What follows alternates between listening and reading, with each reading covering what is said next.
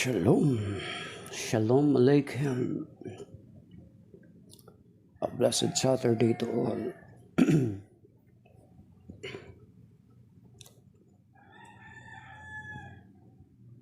Okay.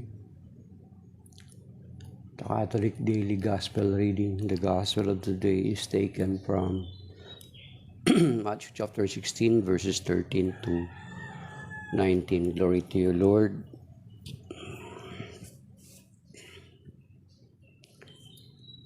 When Jesus went into the region of Caesarea Philippi, he asked his disciples, "Who do people say that the Son of Man is?" They replied, "Some say John the Baptist, others Elijah, still others Jeremiah, or one of the prophets." He said to them, "But who do you say that I am?" Simon Peter said in reply, "You are the Messiah, the Son of the living God." Jesus said to him in reply, "Blessed are you, Simon, son of Jonah, for flesh and blood has not revealed this to you, but my heavenly Father. And so I say to you, you are Peter, and upon this rock I will build my church, and the gates of the netherworld shall not prevail against it. I will give you the keys to the kingdom of heaven. Whatever you bind on earth shall be bound in heaven, and whatever you loose on earth shall be loosed in heaven." The Gospel of the Lord. Praise to you, Lord Jesus Christ. So kapiyastahan kaya ang Ebanghelyo ngayon ay naiba na supposed to be, since we are in a cycle B, cycle B, sa liturgical readings ng calendar. Ibig sabihin ng gospel supposed to be is from the gospel according to Saint Mark, but since ang kapiyastahan ngayon ni Saint Peter and Paul, ni San Pedro at saka ni San Pablo, kapiyastahan ni San Pedro at saka ni San Pablo, ang dalawang kinikilalang mga saligan or haligi or foundation of the church, ang mga leader, kinikilalang leader ng simbahan.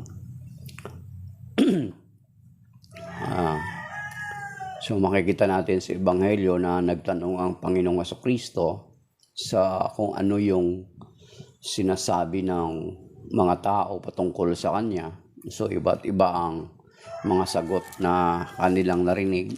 Ang iba, akala nila siya si John the Baptist. Bagamat alam naman natin na si John the Baptist ay napugutan ng ulo. So akala nila muling nabuhay si John the Baptist. Ang iba naman ay si Elijah, and then others si Elijah, and then si Jeremiah. So ay nahalin tulad ang Panginoong Jesucristo sa mga dakilang propeta noong una, sapagkat makikita natin na nasaksihan nila yung mga maraming mga himala at mga kababalaghan na ginawa ng Panginoong Jesucristo. That is why ine-equate siya sa mga dakilang propeta sa lumang tipan. So si Elijah, alam naman natin si Elijah, grabe din yung himala na ginawa niya. And then si Jeremiah naman ay siya rin yung nagpangaral para babalaan ang kanyang bayan ng kanilang pagkatapon sa Babylonia. And then marami pang iba. Or isa sa mga propeta, sabi dito sa Matthew 16 verse 14. They replied, "Some say John the Baptist, others Elijah, still others Jeremiah, or one of the prophets." I said to them, "But who do you say that I am?" But who do you say that I am? So siguro isa sa mga key verse natin ngayon is yung verse 14, yung verse 15, he said to them. So yun yung pagkakilala sa kanya ng mga tao. Ngayon, bumaling siya sa kanya mga lagad kung ano ang pagkakilala ng kanya mga lagad sa kanya. So, but who do you say that I am? So, siguro pwede din natin itong i-allow itong tanong na ito sa atin, kung sa ngayon ay tatanungin tayo ng Panginoon, sino siya sa atin. Sino ako sa iyo? Kasi tinanong niya yung mga lagad niya kung ano yung pagkakilala sa kanya. Then si San Pedro nga nagsagot. Pero sa atin, kung tatanungin tayo ng Panginoon, sino siya sa atin? Pero sa inyo, sino ako ayon sa inyo? Sino ako sa inyo? Ano ako sa inyo? Anong pagkakilala niyo sa akin? Ano ang turing niyo sa akin? Di ba? Siguro maaaring yun yung natin point of reflection. Kung tatanungin tayo ni Lord, sino ako sa inyo? Most of us, of course, sasabihin ang pinakakalimitan ng kapag tinatanong ko yan ay kalimitan ng sagot ng karamihan ay pag tinanong na magtanong ang Panginoon Kristo, sino ako para sa inyo?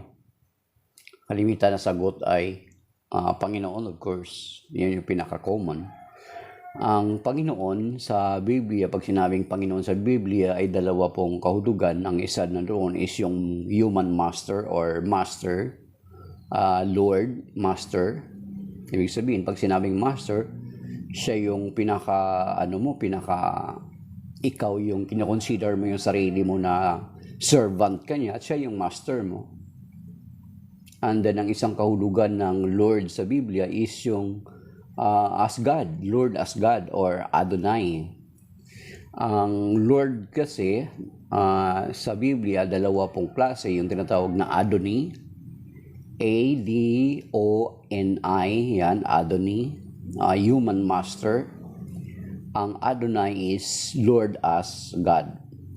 So doon sa Luke chapter 1 verse 43, nung napospo si Santa Elizabeth ng Espiritu Santo, ay nawika niya sa kanyang sarili. Sabi niya, "Who am I that the mother of my Lord?" Ang Lord na pagkabanggit niya doon sa salitang Hebrew is Adonai, yung word doon na salita niya. "Who am I that the mother of my Lord visited me?" Yan yung sinabi niya kay Santa Maria, di ba, kay Mama Mary nung pumunta si Mama Mary sa kanya sa hill country of Judea. Nang dumating si Mama Mary at binati siya, ay napuspos ng Espiritu Santo si Elizabeth at nasabi niya sa John chapter 1 verse 43, "Who am I that the mother of my Lord visited me?" At sa Luke chapter 1 verse 43, tingnan natin. So ang salitang Lord doon na ginamit is Adonai, not Adoni.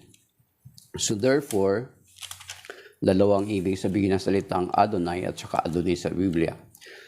So kung tinuturing natin na Adoni and Adonai ang Panginoong Kristo, kasi yan yung kalimitan na sagot. Sabi dito. Sa Luke chapter 1 verse 43, ito yung sinabi ni Santa Elizabeth. "And how does this happen to me that the mother of my Lord should come to me?" Yan, the mother of my Lord, Adonai, not Adoni. So if we consider the Lord as our master and Lord as God, kasi yan yung kalimitang sagot, ang kasunod na tanong is, do we really considering Him as Lord of our lives? Siya ba yung totoong kinoconsider natin na Panginoon ng ating buhay? At tayo'y kanyang servant or tagapaglingkod. Actually, yung other term na bigat na term is slave. Pag sinabing master, kinoconsider natin siyang master, we are His servant, we are His slave. At ang slave supposed to be ay wala siyang karapatan sa kanyang sarili. Ang nagmamay-ari sa kanya ay ang kanyang Panginoon. Do tayo ay sinabi naman ng Panginoon yan na we are not considering anymore as our slave, di ba?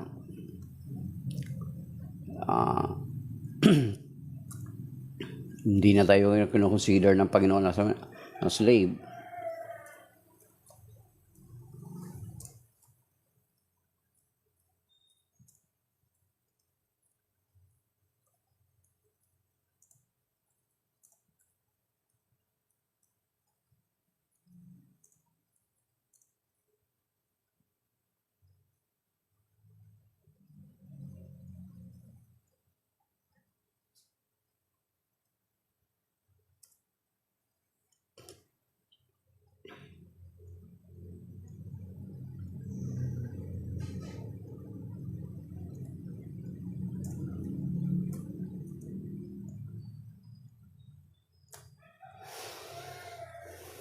Di ba? So yun yung sinasabi sa John chapter 15 verse 16 na hindi na tayo kinoconsider ng Panginoon slave.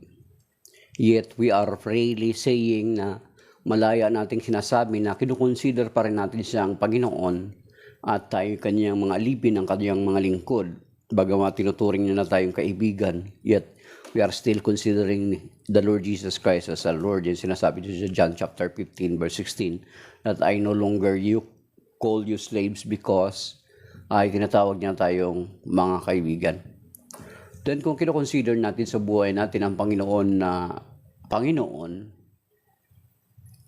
and we are His servant, then we're supposed to submit to what the will of the Lord sa ating buhay.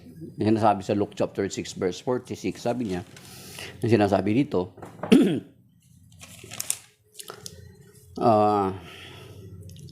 why do you call me Lord, Lord, but not do what I command?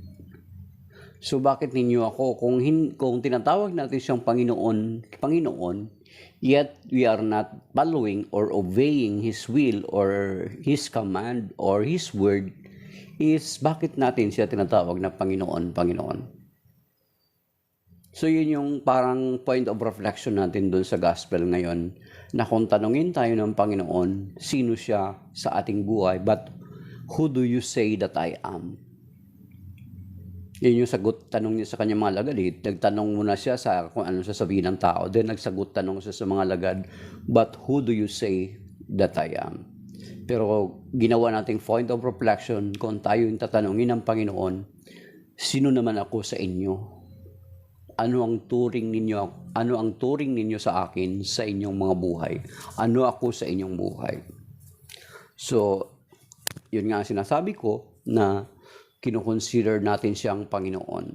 Ngunit kung kinoconsider natin siyang Panginoon, yet we are not obeying His will, we are not obeying His word, then ang tanong sa atin ng Panginoon, yung sinasabi sa Luke chapter 6 verse 46, why do you call me Lord, Lord, but you do not do what I command?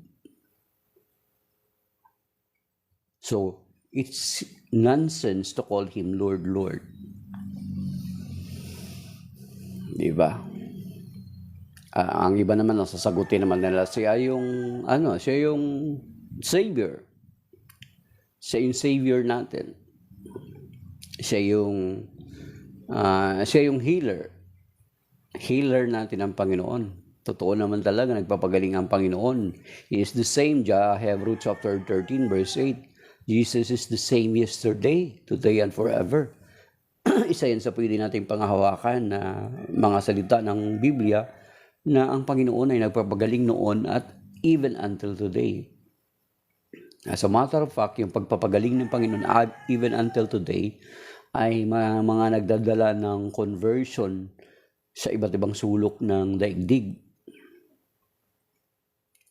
So, most of the time, so kinikilala natin siya tagapagpagaling or healer. But sometimes, of course, ang Panginoon ay nagpapagaling, yet kung minsan may mga tao na lumalapit sa Kanya na hingi ang kagalingan, talagang kung minsan makikita natin na hindi gumagaling.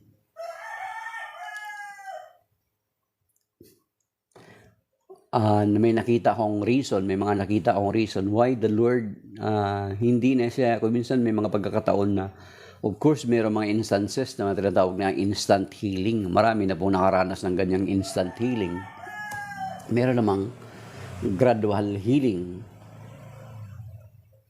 Or meron naman talagang hindi na gumagaling.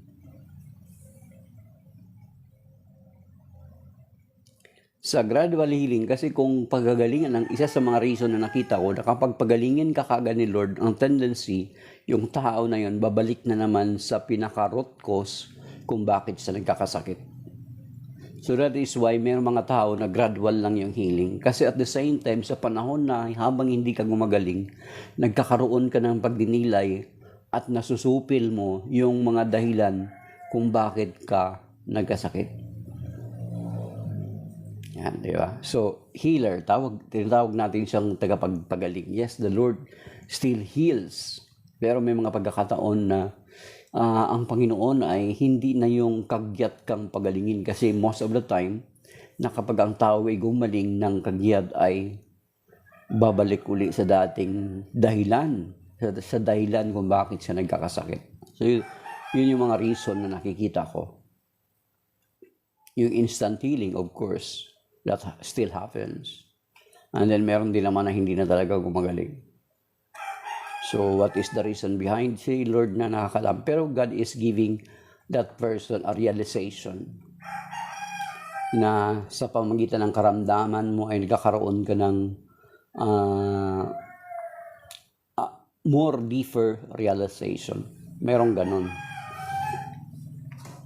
Okay.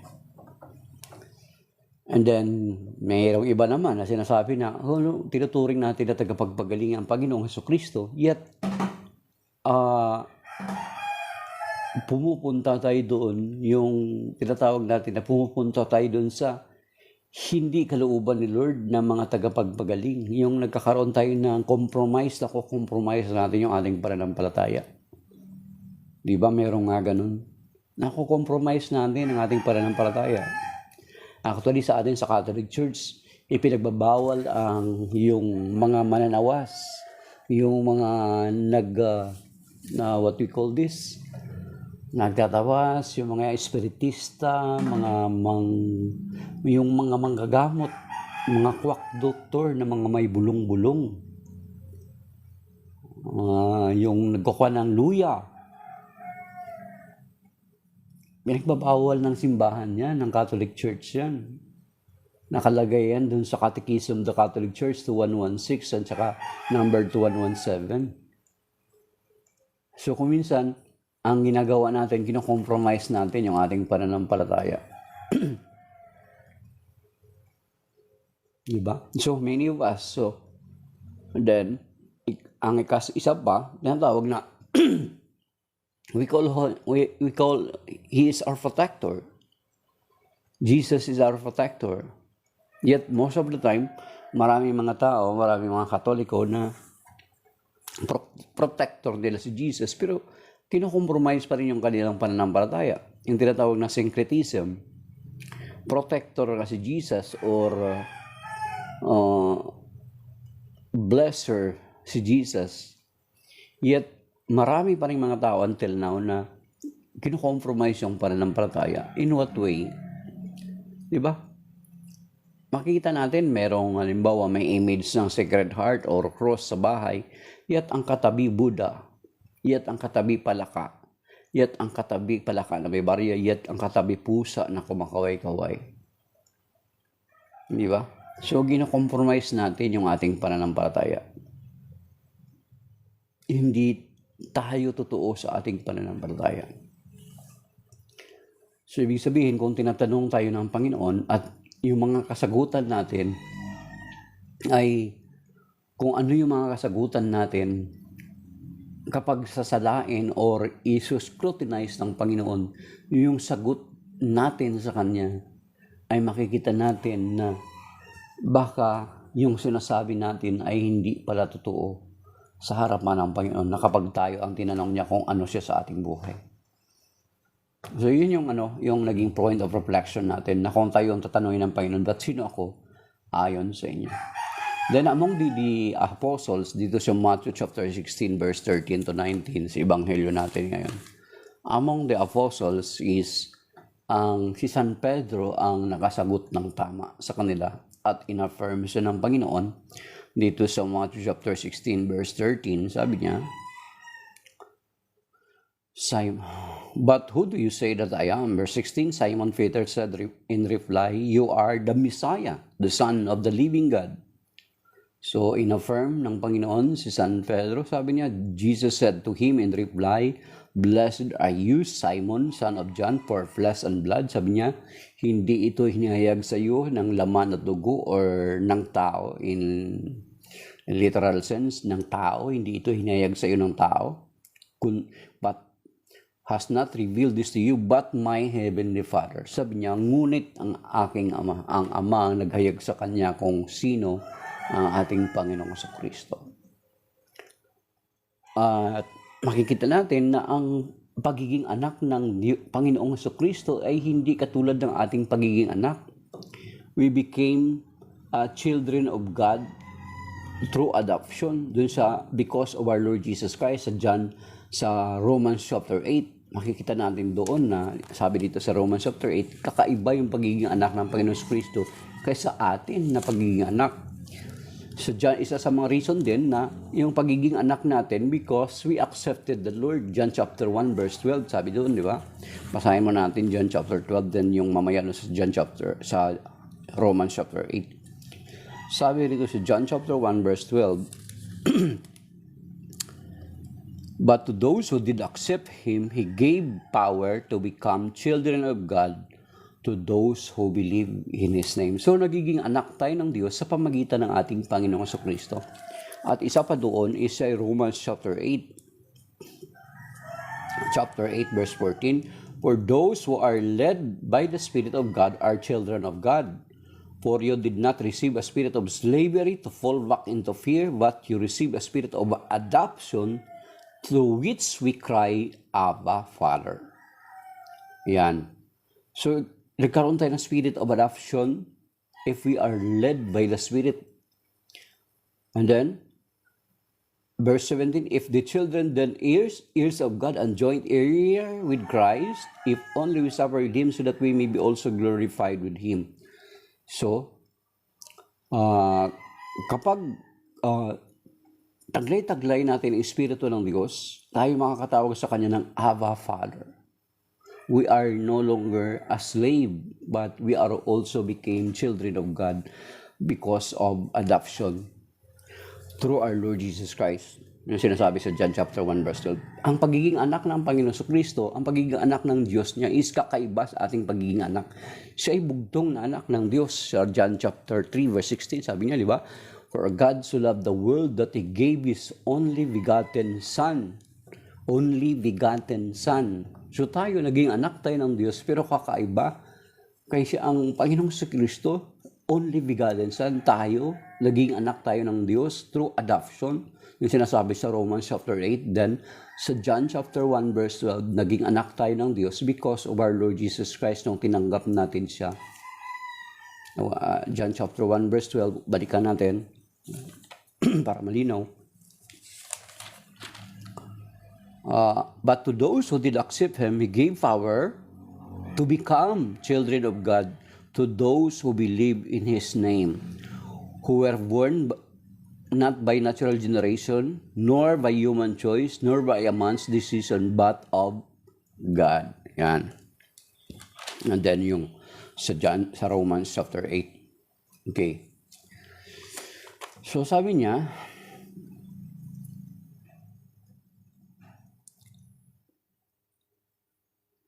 you are the Messiah, sabi ni sa verse 16, Simon Peter said in reply, you are the Messiah, the Son of the living God. Jesus said to him in reply, blessed are you, Simon, son of Jonah, for flesh and blood has not revealed this to you, but my heavenly Father.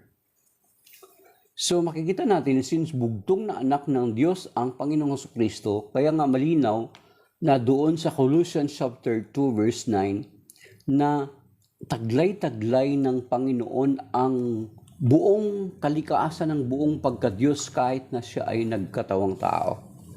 Kaya nga yan din yung sinasabi sa John chapter 1 verse 1 to 3, di ba? Memorize na natin yan kasi palagi na natin nauulit.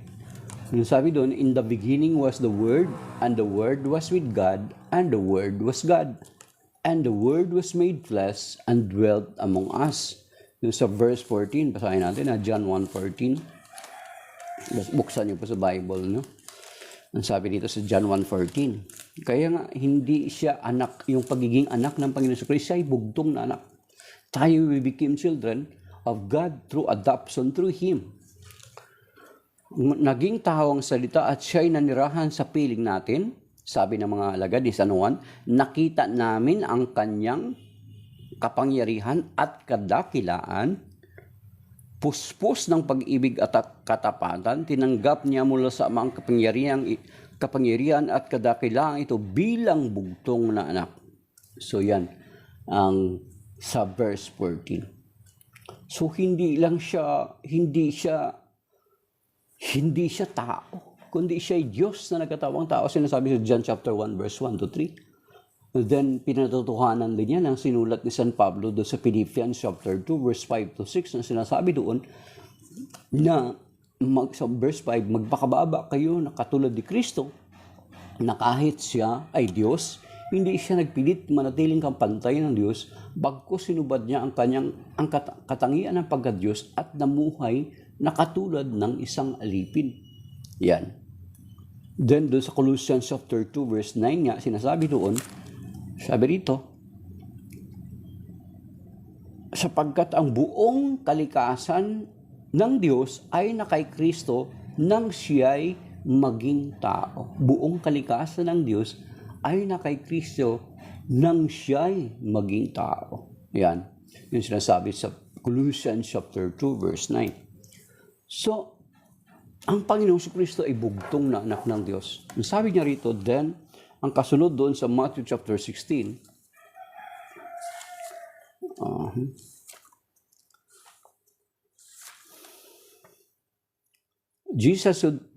verse 17, Jesus said to him in reply, Blessed are you, Simon, son of Jonah, for flesh and blood has not revealed this to you, but my heavenly Father. And so, I say to you, you are Peter. Take note, ang pangalan ni San Pedro is Simon. And then, son of Jonah. And so I say to you, you are Peter, and upon this, and you are Peter. So from Simon, his name were changed into Peter, and upon this rock, I will build my church. So yung Peter na ito is rock, ang kahulugan. Sabi niya, and upon this rock, I will build my church, and the gates of the netherworld shall not prevail against it. So, makikita natin doon na yung Peter na ito, katulad ng sinasabi ng iba nating mga tumatanggi sa pagiging rock ni Pedro, ay tinatanggi nila dito. Pero, doon sa John chapter 1 verse 42 sa Aramaic, ang pangalang Pedro ay ang katumbas ng salitang Kepha, na ang Kepha, ang kahulugan ay rock. So doon sa original language sa Aramaic, sa John chapter 1 verse 42, tinawag si San Pedro na Kepha. So ibig sabihin, ang pagiging bato ni San Pedro ay hindi lang basta bato, hindi maliit na bato, kundi malaking bato. A boulder rock. So John 1:42 kasi kinonfirm doon sa Aramaic word na Kepha. So sabi dito, then, and upon this rock I will build my church, and the gates of the netherworld shall not prevail against it. So makikita natin doon na nag-build ang Panginoong Jesucristo ng kanyang iglesia. I will build my church. So nag-build na siya ng kanyang iglesia. And ang karugtong doon is, and the gates of the netherworld shall not prevail against it. Ang daigdig ng mga patay or ang pintuan ng Hades ay hindi makapananaig sa kanya. So, that is why hindi makapananaig sa kanya. That is why we are continuously repeating it na hindi talaga matatalikod or hindi natalikod or matatalikod ang iglesia na itinatag ng Panginoong Jesucristo. Kasi kahit ang daigdig ng kamatayan ay hindi makaaring makapananaig sa kanya. So there is no chance that these people behind me, itong mga leader na ito, mga pundador ng iba't ibang mga sekta na ito, ay may tsansa na mag-establish ng kanilang mga sekta or ipakilala ang kanilang mga sekta na sila ay sa Panginoon. Sapagkat ang Panginoon ay nagtayo ng kanyang iglesia at yung iglesia na yun ay nagpasimula nung unang siglo nung AD 33 that exists until very today. So hindi natalikod. So there is no chance to those people who claim na sila yung restorer or rebuilder ng church na itinatag ng Panginoong Jesucristo. Wala pong ganun, mga kapatid. Sapagkat hindi po nagkaroon ng tsansa ang kamatayan para madaig niya ang iglesia na itinatag ng Panginoong Jesucristo. So makikita natin na maging sa Old Testament pa lang ay may mga nahula na ang iglesia na itinatag ng Panginoong Jesucristo ay hindi matatalikod. Diba? We have mentioned that several times, ulit-ulit natin dito sa second Samuel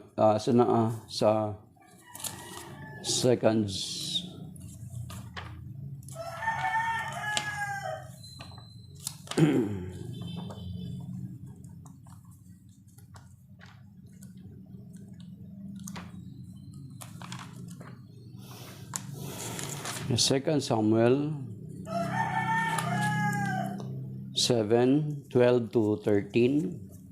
Sabi dito, "And when your time comes and you rest with your ancestors, I will raise up your ear after you sprung from your loins, and will make his kingdom firm." And I will make his kingdom firm. Yan.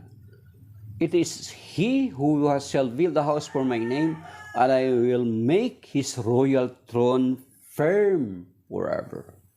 So, kung titingnan natin, it seems to be King Solomon. Pero, hindi naman nanatili hanggang wakas ang kaharian ni Solomon. So, therefore, we can conclude it is referred to our Lord Jesus Christ. Na ang kanyang kaharian ay ang royal throne niya will be firm forever. So, kung matatalikod, hindi na yun firm forever. Hindi, kung natalikod, lalabas, itong sinabi ng Panginoon ay hindi totoo. Ito ay kasinungalingan. Then, kung sasabihin natin natalikod, hindi sinasabi natin na ang Panginoon ay sinungaling. So, sinungaling ang Panginoon, ang leader mo ang nagsasabi ng totoo. So, sino ngayon ang mas paniniwalaan mo? Yung leader mo, yung ministro mo, na paniwalaan mo na nangangaral na natalikod ang iglesia ng Panginoon, samantala dito pa lang sa lumang tipan, ay ipinangako na ng Panginoon na hindi matatalikod ang kanyang iglesia. Di ba? Ang linaw dito, di ba? I will make his royal throne firm. Firm forever. Forever. So there is no gap in between. Kasi forever na, firm forever. Dalawang salita, inulit dito yung firm. I will make his kingdom firm, verse 12, 2 Samuel 7, verse 12. Then verse 13, I will make his royal throne firm forever. Dalawang firm na salita ang sinasabi. Then doon sa Daniel chapter 2, verse 44, mga kapatid, another prophecy ang nakita doon. Sa Daniel chapter 2, buksan niyo po sa Bible niyo, para at least hindi niyo sasabihin na baka kunwari binabasa ko lang pero wala naman talaga. Sabi dito, ito yung mga prophecy related to the kingdom of the Lord, related to the church of the Lord. Sabi dito, ito yung prophecy sa ni Daniel, ni propeta Daniel sa kay Nabucodonosor, kasi nagkaroon ng pangitain or nagkaroon ng panaginip si Nabucodonosor na nagpakita sa kanya yung napakaing estatwa na represents of different kingdoms. And then, sabi dito ni Daniel, nung pinaliwanag niya, isa sa sinabi niya rito sa Daniel chapter 2, verse 44, sabi niya, in the lifetime of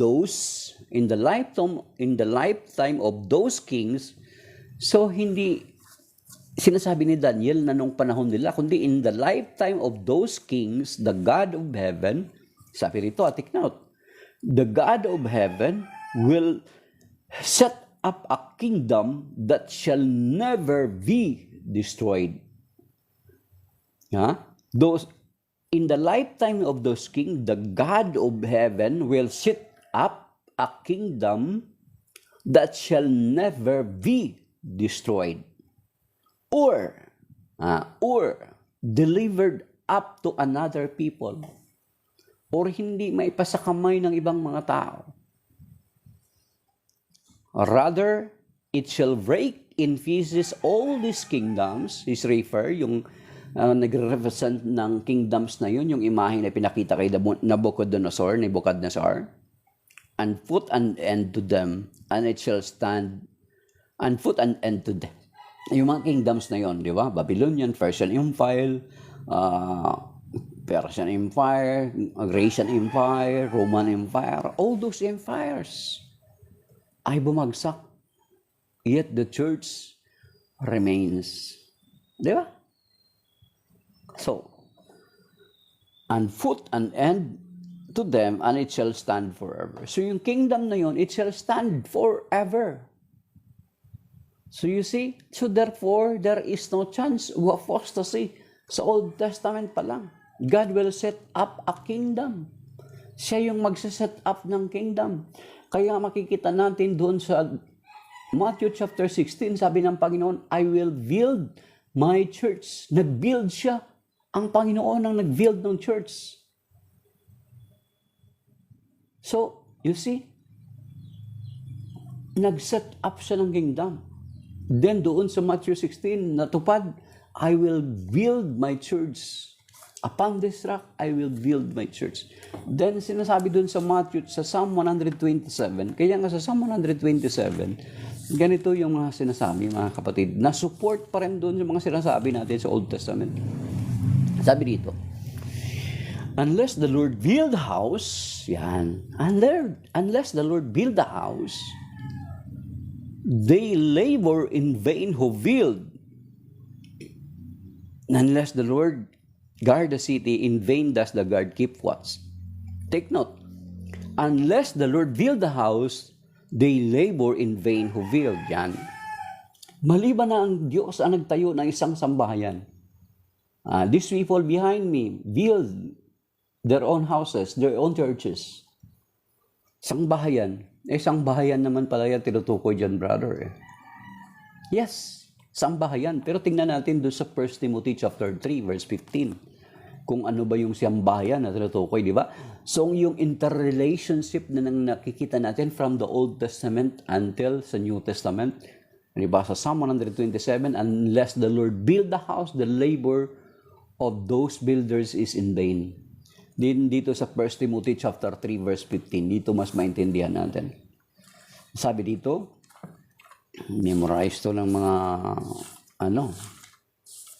ng paborito itong verse na ito, yung umangkin sa verse. Ito memorize sila. 1 Timothy 3:15. Ang sinasabi rito is, but if I should be delayed, you should know how to behave in the household of God, which is the church of the living God, the pillar and foundation of the truth. So, ang Panginoon ang nagtayo ng kanyang sambahayan. At ang sambahayan na yun ay firm forever. Makikita natin dun sa Matthew 16, I will build my church. Upon this rock, I will build my church. Then, doon sa Matthew 7:24, na mismo ang Panginoong Jesucristo din ang nagsabi, sabi niya, although paghahalintulad dito sa mga taong nakikinig sa kanyang mga salita, tumutupad nito ay parang katulad ng isang matalinong tao na nagtayo ng kanyang sambahayan sa ibabaw ng bato. So alam natin, ang Panginoong Jesucristo ay matalino because He is the wisdom of God. Sabi dito sa Matthew 7:24, actually na-discuss din natin to yesterday. Sabi nito, everyone who listens to these words of mine and acts on them will be like a wise man who built his house on the rock. So you see, may relationship pa rin doon sa binabasa natin sa Ebanghelyo ngayon. He built this house upon the rock. Kasi yung house na tutukoy, yung sambahayan ng Diyos is the church of the living God. No. Sabi dito, everyone who listens to these words of mine and acts on them will be like a wise man who built his house on rock. The rain fell, the flood came, the winds blew and buffeted the house, but it did not collapse it. It had been set solidly on rock. So you see, kapag nakatayo sa iba pundasyong bato, sabi niya, dumating ang bagyo, ang unos, ngunit hindi nasira sapagkat matatag na nakatayo sa ibabaw ng bato. So therefore, masasabi natin na wala talagang tsansa yung apostasy para mabigyang tsansa itong mga pundador na ito, na mga leader ng mga sektang ito sa likod natin. Especially ang nag-claim ng apostasy is yung outrightly na nag-claim, itong si Joseph Smith. 1, 2, 3, 4, 5, 6, pang-anim. It us. Noong 1830, nung itinayo niya ang Church of Jesus Christ of the Latter-day Saints. Then, inangkin din ulit noong 1914 ni Mang Felix. Si Mang Felix dito sa ikalawang linya. So inangkin ni Mang Felix na natalikod dito at siya yung muling tagapagtayo. Pero yun nga, nauna na sa kanya si Joseph Smith noong 1830. And then may bilang patunay na tinawag si Joseph Smith ay may aklat nga siya ng Book of Mormons. So, yun yung claim niya. Pero sinasabi nga ng Panginoon na hindi ito matatalikod, Daniel chapter 2 verse 44, hindi ito mawawasak at hindi mapasa kamay ng iba. So there is no chance of apostasy, there is no chance na ito'y matalikod para mapagbigyang daan itong mga pundador sekta or mga leader na umaangkin na sila raw ang muling tagapagtayo ng Iglesia ng Panginoon. So wala silang chance to reveal it kasi hindi nga ito natalikod. Ito'y nagpatuloy. As a matter of fact, kung titingnan natin yung kasaysayan, sabi nga doon sa Daniel chapter 2 verse 44, lahat ng empire that attempts to destroy the Catholic Church ay nabigo lahat. Even the Roman Empire. Di ba? Even the Roman Empire. Nabigo. Nung panahon na kung ano-anong pinaparatang, ano-anong persecution ginagawa nila, pinapakain sa leon, sinusunog, pinapakuluan sa mantika, iya't hindi nila nasira ang Iglesia ng Panginoon. Hindi nila nasira ang simbahan. Pagkos ang lahat ng imperyo na ito at the very heart of Rome, is patuloy yung mga Kristiyano doon. Kaya nga kung may mga discovery, yung mga katakomb, doon nakikita na may mga discovery doon sila nagpa-partake ng breaking of the bread, doon sila nagla-last supper, doon sila nag-Eucharist. May mga discovery doon. So, until such time na doon nga, nagkaroon ng desire si Santa Elena, ipahanap yung cross, the original na cross ng Panginoong Kristo sa Jerusalem. Then natagpuan ito, kaya nga mayroong Santa Cruzan. Then later on, through supernatural way, nangusap din si Lord kay Constantine na siyang emperador noong unang panahon na yun. Nagkaroon siya ng vision kasi meron siyang rival sa kanyang pamumuno noon, kamag-anak niya rin. Is nagkaroon silang vision na nagkaroon silang pangitain na in hoc signo vinces. And sabi dun sa pangitain na yun, in hoc signo vinces, sabi ang ibig sabihin, by this sign you shall conquer. Kaya nga kung makikita natin sa mga movie, makikita natin na may ang mga shield, ang helmet, ang flag, may mga nakalagay na cross. Truly enough, nung pinalagay ni Constantine yun, nagtagumpay siya doon against sa kanyang rival niya sa pamumuno. Then, because of that, na nangyari yun, na-confirm or napatunayan niya na yung panaginip na yun or yung vision na yun sa kanya is totoo. Kaya, instead na patuloy nilang usigin ang mga mananampalataya ang simbahan, ay inalaw nila ng malaya ang malayang pagsamba sa Diyos. Kaya nga, lalong lumaganap ang pananampalataya ng matigil ang persecution sa Roman Empire. So you see, instead na ang simbahan ang masira, ang imperyo ang bumagsak. Di ba? Kaya kahit yung Colosseum noon na ginagamit nila para doon panoorin, doon ang mga gladiator, doon panoorin yung mga Kristiyano, pinapakain sa leon. Bumagsira na rin yung Colosseum na yun, may natirang part. Makikita pa rin natin isang destination niyan ng mga tourist destination sa Roma. So you see, pinapakita lamang, sinasabi ng Panginoon, na totoo yung kanyang mga salita, na even the gates of Hades cannot prevail against it. So therefore, mga kapatid, there is no chance of apostasy para lang mapagbigyan ang mga nagsasabi at nag-claim na restorer o muling nagtayo ng iglesia ng Panginoon. Sapagkat ito'y hindi natalikod. Kaya nga, tayo lang sa Catholic Church, meron tayong may continuity, unbroken link, meron tayong unbroken link. Mula kay Pope Francis down to St. Peter, meron na po tayong 266 popes. Itong mga leader na ito na sa likod ko is ilan lamang ito sila ng mga pundador ng mga sekta at nagpapakila. They are proclaiming that they were sent by the Lord. But if you will test the Spirit, you will know that they are not. They are just claiming only that they came from God. But the fact that they are not uniting, they are not, their message differs to each other, so we can clearly say that they didn't came from God. They just sent themselves. So wala pong chance ang pagtalikod. Kasi sinasabi ng Panginoon doon sa Matthew 28, di ba? Verse 20, na sinasabi doon na, I will be with you till the end of time. So kung kasama natin ang Diyos, ng simbahan, ang kanyang simbahan, siya noon, muna hanggang ngayon, there is no chance of apostasy. I will be with you till the end of time. Hindi niya sinabi, I will be with you in a certain period of time, then I will leave you for a while. That is the chance of apostasy. Then I will come back and restore it again. Walang ganon, mga kapatid. Ang sabi niya, Matthew 28 verse 20, I will be with you till the end of time. Walang in between.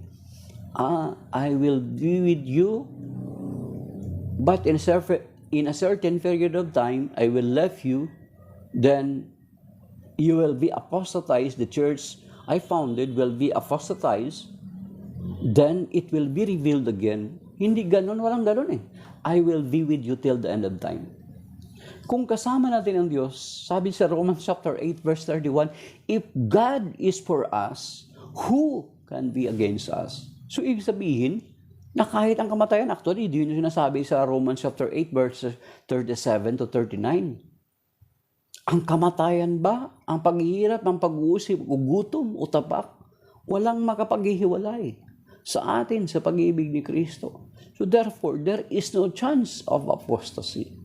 There is no chance of these leaders na sila yung magpapatuloy o magre-re-establish ng church ng Panginoon. Yan. Balikan natin yung mga siksikin. I will give you the keys to the kingdom. Yan, mga kapatid. Sabi niya, verse 19, Matthew 16:19, I will give you the keys to the kingdom of heaven. Whatever you bind on earth shall be bound in heaven, and whatever you loose on earth shall be loose in heaven. So, ang tinding authority na ibinigay sa mga Hudyo, sa kanila, kapag narinig nila ito, ay kaagad nilang itong maintindihan. Kasi meron po itong parallel or meron po itong nangyari na doon sa Isaiah chapter 22. Balikan natin sa Isaiah chapter 22 para maintindihan natin. So Isaiah, buksan niyo pong Bible sa Isaiah 22.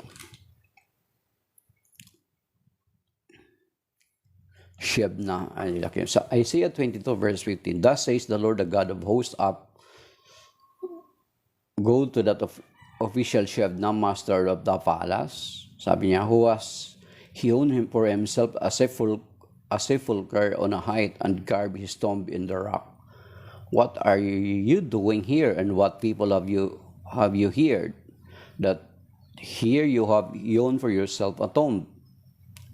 The Lord shall hurl you down headlong, mortal man. He shall grip you firmly and roll you up and toss you like a bolt into an open land to perish there, you and the chariots you glory in. You disgrace your master's house. I will thrust you from your office, sabi niya, and pull you down from your station. Verse 20. On that day, I will summon my servant Eliakim, son of Hilkiah. I will clothe him with your robe. Ayan. Kunin kay Shebna. I will na. On that day, I will summon my servant Eliakim, son of Hilkiah. I will clothe him with your robe. Yung robe ni Shebna.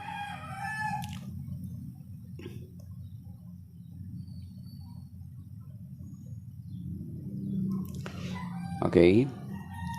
And gird him with your sash and give over to him your authority. And he shall be a father to the inhabitants of Jerusalem. And nung binigay sa kanya yung authority, siya yung naging ama ng mga inhabitants of Jerusalem and to the house of Judah. Hindi lamang sa Jerusalem, kundi ng buong Judah. I will place the key of the house of David on his shoulder. Yan. When he opens, no one shall shut. When he shuts, no one shall open. So you see, makikita natin Isaiah 20-22 na yung authority na ito ibinigay kay Eliakim, yung susi, at siya'y naging ama. And then, kung ano, since nasa kanya ang susi, kung ano yung kanyang bubuksan, walang maaring makapagsasara. At kung ano ang kanyang ipagsasara, walang maaring makapagbubukas. So, kaya maintindihan natin itong sa Matthew 16, verse 19, nang sinabi ng Panginoon, I will give you the keys of the kingdom. Kasi ang Panginoon, He has the authority sa kingdom of David, sa throne of David. Kaya ngayon, bago siya umalis, bago siya ipinako sa krus, bago siya namatay, bago siya umakyat sa langit, ay ibinigay niya ang susi ng kaharian langit kay San Pedro. Nasabi niya, anuman ang iyong ipahintulot dito sa lupa, ay ipapahintulot sa langit. Anuman ang iyong ipapagbabawal dito sa lupa, ay ipagpabawal sa langit. So, ganun katindi na authority ang ibinigay sa simbahan, ang ibinigay kay San Pedro. Kaya makita natin, doon sa John chapter 21, verse 15 to 19, hindi lamang susi ang ipinagkatiwala sa kanya, yung authority, kundi yung pamamahala sa kawan o sa mga tupa ng Panginoon ay inihabilin kay San Pedro. So you see. At kung titingnan natin at kung palalimin pa natin yung ating kaisipan, ang ating pag-iisip, since na ipinagkatiwala lamang ito kay San Pedro, itong authority na ito, pinagkatiwala lamang sa kanya yung kawan, yung mga tupa ng Panginoon. So therefore, after him, he must entrust it to somebody because it was just entrusted to him. That is why tayo sa Catholic Church, mayroon tinatawag tayo ng continuity from the first century until now. Kaya tayo lang, only the Catholic Church has the unbroken link na nakakonect sa mga apostol. Tayo lang po merong ganun. Kaya nga meron na tayo from St. Peter up to Pope Francis, meron na po tayong 266 popes. The rest of these brothers and sisters, yung mga separated brethren natin, tanungin mo sila, ilan na po yung mga successor nila? Diba? Tanungin mo sila, ilan na po yung naging successor nila? Example lang dito lang sa atin. may isang grupo na ang una is ang tatay. Ngayon namatay yung tatay, ang naging taga-sunod is ang kanyang anak. Then later naman, ito yung kanyang apo.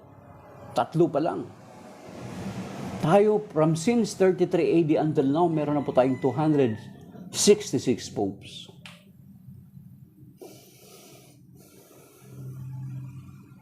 Jens, tanong po, may naging papa ba na babae?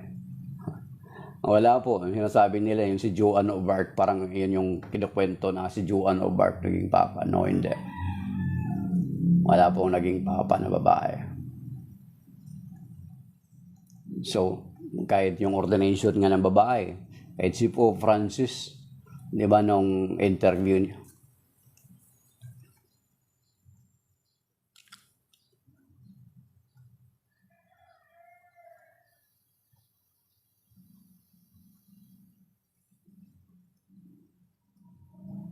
Jens, Google mo na lang Joan of Arc.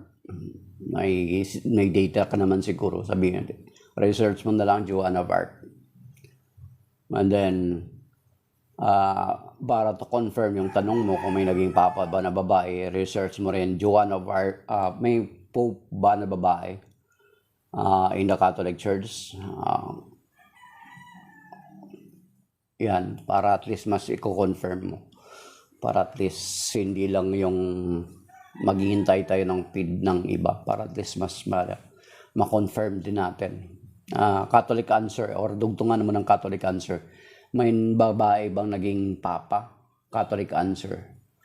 Ang Catholic answer kasi may website ang Catholic answer or catholic.com.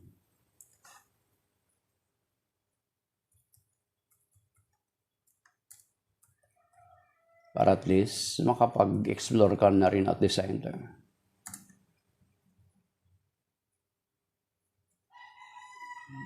So yun lang, Jen.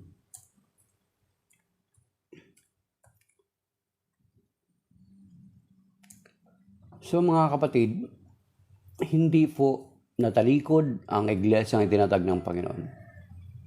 Kasi ito'y pinangakuan ng Panginoon. Sabi nga doon sa, ang Panginoon kapag mangako ay mapagkakatiwalaan. Sabi nga sa Numbers 23 verse 19 ay nakalagay doon sa bilang 23:19, ang Diyos ay hindi sinungaling katulad ng tao na kapag siyang mangako ay kanyang tinutupad. At yan din yung sinasabi ng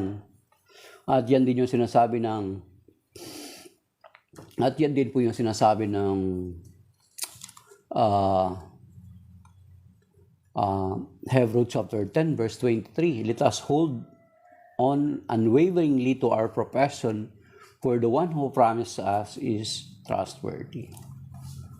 Ay Google mo rin Catholic Advent list of popes. Ay Google mo, meron po list of popes. Okay, meron po, i-google nyo na lang. So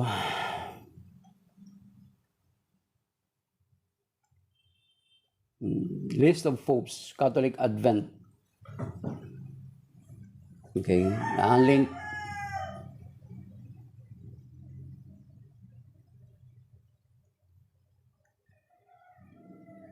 kumpleto po yan, list of popes.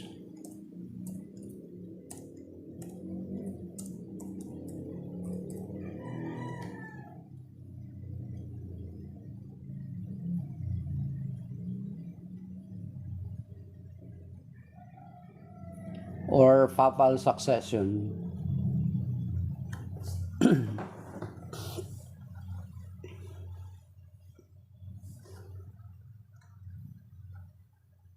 Okay. Sino po ang unang papa ng Katoliko? Si San Pedro, Sandalong Tupa. Taga-Italy po kayo. It seems you are from Italy kasi you have the flag of Italy. Okay.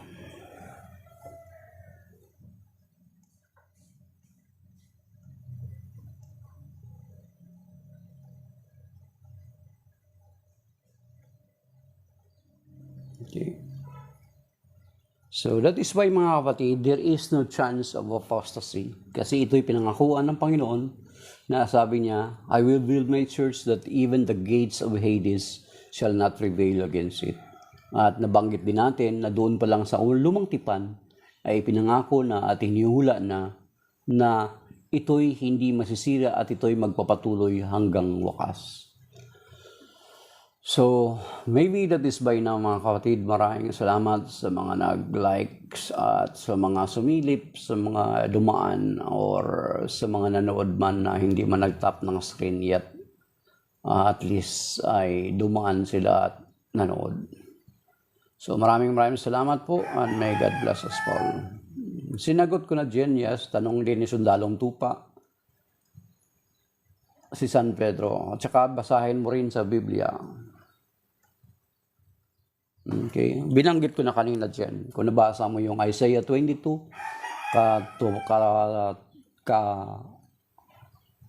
and then yung Matthew chapter 16. And then, pag i-confirm yan ng kasaysayan at patutuhan even mga secular history na siya. So, hindi naman mahirap sa'yo. Meron ka namang data. So, try to research. Wag ka lang umasa sa feed ng ministro mo or pastor mo. Siguradong Katoliko ka rin before, dapat pagbibigyan mo rin yung sarili mo na mag-research by your own self. Okay? God bless sa ating lahat.